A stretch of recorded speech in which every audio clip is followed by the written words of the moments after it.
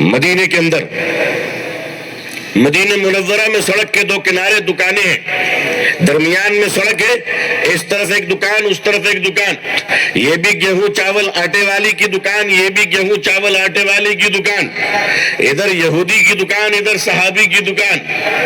شام کے وقت میں ایک یہودی کسٹمر آتے ہیں اور آ کر وہ یہودی کی دکان میں نہ جا کر مسلمان کی دکان میں چلے جاتے ہیں اور کہتے ہیں مسلمان بھائی مجھے 1 کلو جاؤ دے دو، مجھے اپنے بچوں کے لیے لینا ہے۔ مسلمان صحابی فرماتے شام ہو گئی ہے، صبح سے کئی کسٹمر میرے دکان میں آ چکے ہیں اور میں نے اتنا سامان بیچ لیا ہے کہ میرے بچے کھا پی کے آرام کریں گے، لیکن میرے دکان کے سامنے جو یہودی بھائی کی دکان ہے میں دیکھ رہا ہوں کہ صبح سے اس کی دکان میں کوئی کسٹمر نہیں آیا ہے۔ اے میرے بھائی ایک کام کرو کہ ایسا نہ ہو کہ شام میں اس کے بچوں کو بھوکا رہنا پڑے، میرے خدا کے واسطے ایک کام کرو، یہ سودا میری دکان سے مت لو، سامنے والے یہودی کی دکان سے لے لو۔ وہ یہودی کسٹمر گیا اور یہودی کی دکان میں گیا، سودا خریدا، واقعہ سنایا، دکان بند کیا۔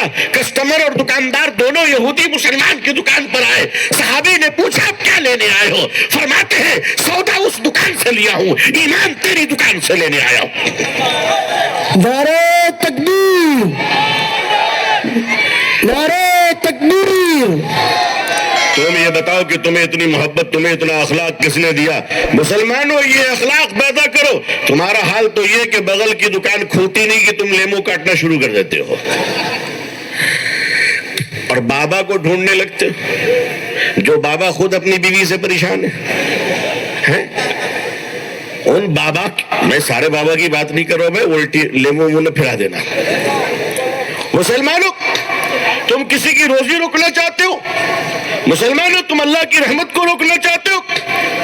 آخر تمہاری محبت کہاں چلی گئی؟ میں پوچھتا ہوں کہ تمہاری دکان کے بغل میں جو ایک اور دکان ہے، بشیشور جی ہے، گوپال جی ہے، مدن جی ہے، موہن جی ہے، مالویہ جی ہے، ان کی دکان ہے، اچانک ان کی دکان 2 دنوں سے بند ہے۔ مسلمانوں کبھی تم نے سوچا کہ میرے بغل کے بھائی کیوں بند ہے؟ وہ بھی تو پڑوسی ہے، اس کی دکان کیوں بند ہے؟ پتا چلا کہ پرکاش جی ہاسپٹل میں ایڈمٹ ہے۔ مسلمانوں حضور صلی اللہ علیہ وسلم نے جو پڑوسی کا حق دیا ہے اس کا مطلب یہ ہے کہ تم اپنی دکان بند کرو اور پرکاش جی کے لیے ہاسپٹل چلے جاؤ۔ آپ نے ذمہ داری نبھائی، آپ اپنی ذمہ داری، کیا یہ ذمہ داری کرتب ہمارا نہیں ہے؟ ہمارے مسجد کے سامنے ایک چائے والے کی دکان ہے، اب اوم صاحب روز چائے بناتے، مدن جی روز چائے بناتے، صبح میں فجر کے بعد ہم مسجد سے نماز پڑھ کے نکلتے ہیں، چائے کی دکان میں چائے کی چسکی لے کر نماز کو قبول کرواتے ہیں۔